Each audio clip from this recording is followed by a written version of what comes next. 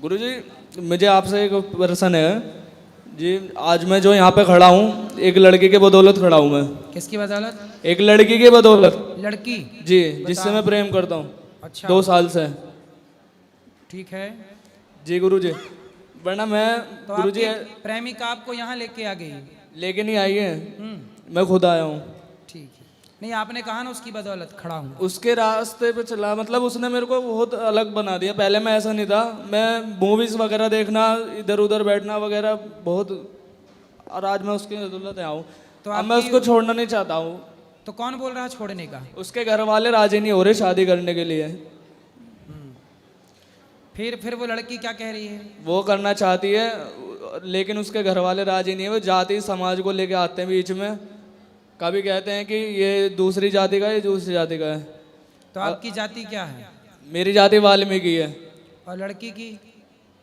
जायसवाल। तो लड़की के परिवार के लोग तैयार नहीं है? उसके परिवार वाले तैयार नहीं है। तैयार होते हैं तो उसको धमकी देते हैं। और आपके माता पिता तैयार हैं? मेरे घर वाले तैयार हैं। उसके घर वाले तैयार होते हैं तो कहते हैं कि अगर तू इसके साथ जाएगी तो यहाँ पे मत आ जाना, हमारे लिए तू मर गए, इस घर में मत आ जाना बिल्कुल भी। कौन? लड़की के माता पिता? लड़की के माता पिता।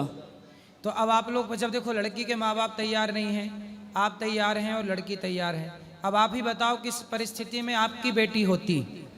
माना कि, जरा सोच लो, माना कि आपकी बेटी होती और वो किसी लड़के से प्यार कर रही होती जैसे आपसे वो लड़की कर रही है, और वो लड़की किसी और से विवाह करना चाहती, तो आप पिता होते उस लड़की के, अब आपकी बेटी के, तो आप क्या करते हैं? आप करा देता हैं? मैं करा देता। करा देते हैं। प्रेमानंद महाराज जी गुरुदेव जी हैं जो उन्होंने सवाल बताए थे कि जिस लड़के से एक बार प्रेम कर लिया उसको कभी छोड़ना नहीं चाहिए। तो मैं तो उनके कहे पे चल रहा हूँ। तो जब प्रेम किया था तब महाराज जी से पूछ के गए थे कि महाराज जी हम कर लें प्रेम? तब महाराज जी से पूछा था महाराज जी हम इनसे कर रहे, कर लें? नहीं जी। नहीं। जब कर लिया अब तो फिर उसके माँ बाप, आप बताइए उस लड़की पे आपका अधिकार ज्यादा है कि उसके माँ बाप का अधिकार ज्यादा है? माँ बाप का अधिकार जाता है। मैं तो उसको कुछ कहता ही नहीं। मैं तो कहता हूँ कि अपने घर वालों से बात करो, लेकिन घर वाले उसके बार बार इस तरीके की बातें बोलते हैं। यदि घर वाले तैयार हो जाएं, सब राजी मर्जी है तो कर लेने में कोई बुराई नहीं है। राजी है उनकी, लेकिन बस वे समाज का डर ले रहे हैं कि इस जातियों के समाज पर का। आपको ये समझना चाहिए कि सब राजी मर्जी है तो कोई दिक्कत नहीं, पर लड़की के माता पिता राजी मर्जी नहीं है तो फिर नहीं करना चाहिए, क्योंकि लड़की पर या लड़के पर आपसे ज्यादा और किसी लड़की से ज्यादा आपके माता पिता का अधिकार है। ऐसे किसी भी लड़की पर, जब आपकी बेटी होगी ना तो उस बेटी पर आपका अधिकार ज्यादा होगा। आप मतलब आप माँ बाप का। तो लड़की पर किसका अधिकार ज्यादा है? माँ बाप का। इसलिए उसके माँ बाप की राजी मर्जी होना यही धर्म है। बस यही धर्म है। मैं तो इसी धर्म के अनुसार चल रहा हूँ। मैं किसी और लड़की की तरफ आँख उठा के नहीं देखेगा। अगर उसके घर वाले राजी हो गए तो ठीक है, वरना मैं आपकी शरण में आ जाऊंगा हमेशा के लिए। ठीक है, ठीक है, अच्छा है, बात कर लो। भगवान करे आपका जीवन सुखी रहे, सुखमय जीवन। गुरुजी को कोटि कोटि प्रणाम जी। मेरा प्रश्न ये है कि मैं नोएडा के भंगेल गांव से बिलोंग करता हूँ। जी। और मेरा प्रश्न ये है कि मेरे अंदर ना, जैसा उन भाई ने बोला कि क्रोध बहुत ज़्यादा मेरे को आ जाता है, मेरे को भी आता है, पर मैं कभी किसी पे चिल्लाता नहीं हूँ। ऐसे कि जैसे पापा पे चिल्ला दिया, मम्मी पे या बहन पे चिल्ला दिया। होता क्या है कि पापा कभी कभी होता है ना कि बिना वजह चिल्ला देते हैं, पिता बेटे के ऊपर ऐसे ही चिल्ला देते हैं, कभी कभी किसी और का गुस्सा उतार देते हैं। सही है। तो मेरा मन करता है कि मैं भी उनको बोल दूं कुछ अचानक से एकदम कि ऐसे करके मैं अपने आप को कंट्रोल कर लेता हूँ उस टाइम। तो फिर बाद में सोचता हूँ कि मैंने ऐसा नहीं बोला, मैंने अच्छा किया। तो इस चीज़ का ना, वो चीज़ कंट्रोल नहीं हो रही है, तो उसको कंट्रोल कैसे करूँ मैं समझ में नहीं आ रहा। तो आपके पिताजी आपको डांटते रहते हैं? नहीं, ऐसा नहीं है कि डांटते रहते हैं, मतलब डांटते हैं कभी कभी। मतलब ऐसा होता है ना कि मेरे अंदर भी पिताजी, मेरे पिताजी के जीन्स हैं मेरे अंदर भी। सही है। तो उस चीज़ का मेरे को दिखाई देता है कि मेरे जैसे मैं गुस्सा करता हूँ ना दांत भींच के, तो मेरे पापा भी ऐसे ही करते हैं। तो उस चीज़ को सोच के मैं मतलब भूल जाता हूँ कि छोड़ो क्या बोलूँ। हाँ, तो पिता को क्या जवाब देना है? कोई जवाब जरूरत नहीं है। पिता को बोलने दीजिए, आप कुछ मत बोलिए। उस समय आपकी समझदारी यही है कि आप चुप रहें। तो ये चीज़ आगे के लिए कंट्रोल नहीं हो रही ना, मैंने बहुत बार कोशिश भी कर ली। देखो, जो व्यक्ति अपने को कंट्रोल नहीं कर सकता वो सबको, समाज को क्या कंट्रोल करेगा? इसलिए किसी को ना जानो, किसी को ना जीतो। जानना है तो खुद को जानो और जीतना है तो स्वयं को जीतो। हम अपने क्रोध को जीतें, यही तो चुनौती है। इंसान के आगे चुनौती क्या है? मंगल तक जाना चुनौती नहीं है, चंद्रमा तक पहुंचना चुनौती नहीं है, स्वयं को जान लेना और स्वयं को जीत लेना चुनौती है।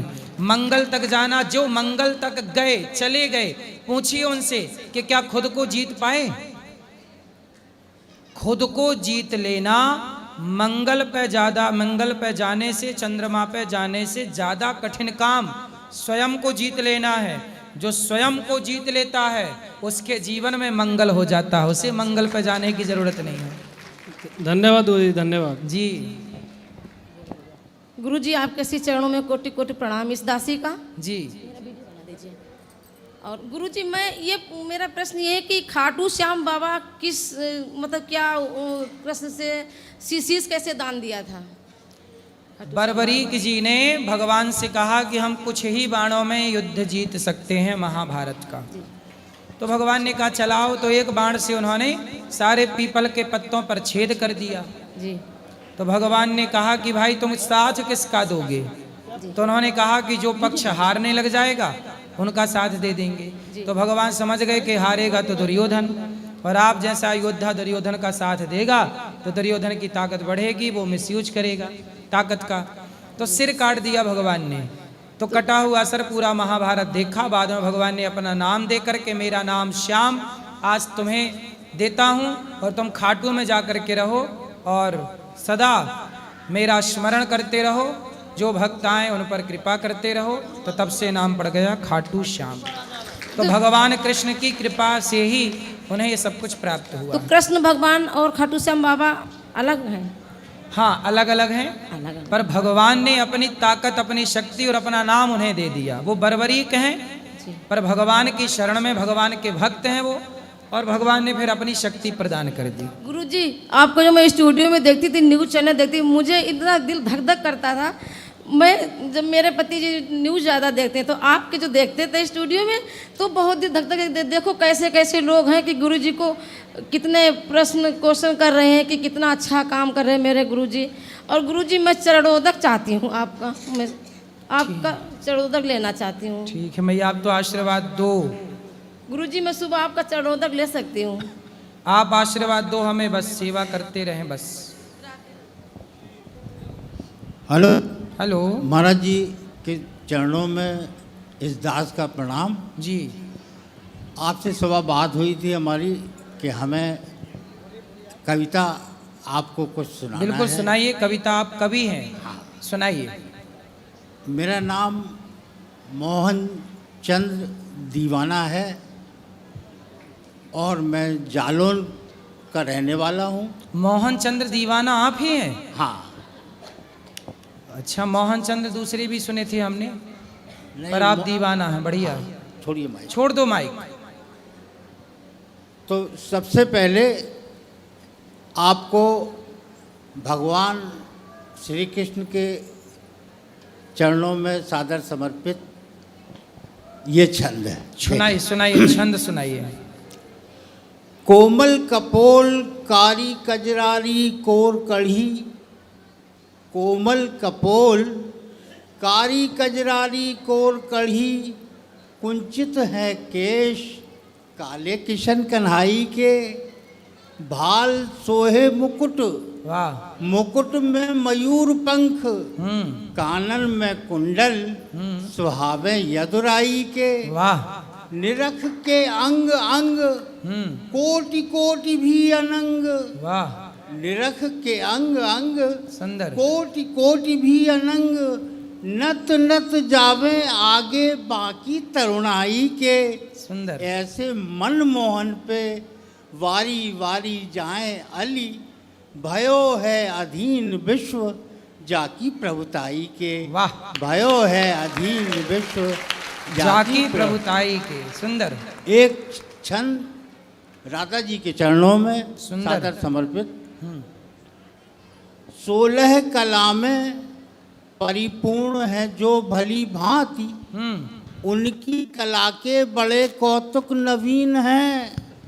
जिनके गुणों का करें गुणगान देव ऋषि, सुंदर, ऐसे गुणवान सर्वगुण में प्रवीण है। वाह, जिनके अधीन काम क्रोध मोह लोभ सृष्टि, जिनके अधीन जी जी, काम क्रोध मोह लोभ सृष्टि, वाह, ऐसे कर्म योगी कृष्ण सृष्टि में विलीन है। वाह, और सुंदर, धन्य धन्य वृष भानुजा, धन्य वृष भानुजा, बड़ी है बड़ भागनी तू, जो त्रिलोकी नाथ है वो भी तेरे अधीन है। वाह, वो भी तेरे अधीन, वो भी तेरे अधीन है, जो त्रिलोकनाथ है वो भी तेरे अधीन वो है। भी तेरे अधीन है। कुछ पंक्तियां अगर आज्ञा हो हाँ तो। हाँ, बहुत सुंदर सुना रहे। ये आपने लिखा है? हाँ, ये हमारा, ये आपकी रचना हुआ। बहुत बढ़िया कवि हैं आप, उच्च कोटि के। एक आध्यात्म चिंतन पे आप कुछ सुनाइए। पंक्तियां देखें।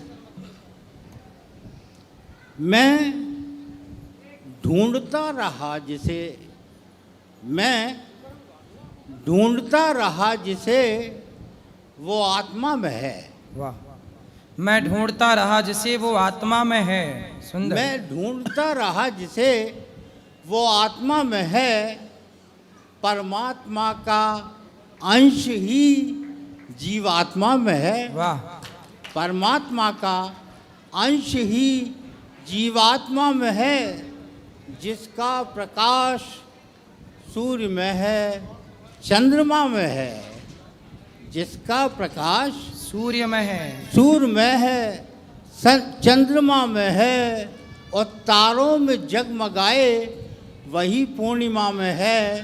तारों में जगमगाए वही पूर्णिमा में है। और महाराज जी, ये विशेष पंक्तियां आपके लिए हैं हाँ, कि अपराध अपराध लघु या दीर्घ हो, अपराध लघु या दीर्घ हो, अपराध लघु या दीर्घ हो, वो दंडनीय है। दंडनीय। अपराध लघु या दीर्घ हो, या दीर्घ हो, वो दंडनीय है। जी, क्षमता क्षमा तो बस उसी परमात्मा में है। वाह, क्षमता क्षमा तो बस उसी परमात्मा में है।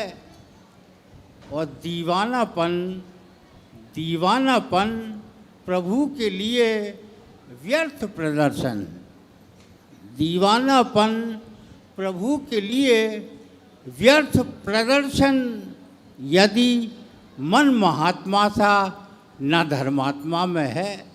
दीवानापन प्रभु के लिए व्यर्थ प्रदर्शन, यदि मन महात्मा सा न धर्मात्मा में है, तो दीवानापन प्रभु के लिए व्यर्थ। महाराज जी से एक निवेदन है हमारा कि हमें आपका नंबर चाहिए, अगर कभी भेंट कौन हो। सा नंबर? आपका मोबाइल नंबर। मोबाइल नंबर, ठीक है, ये पंडित जी अभी दे देंगे आपको नंबर।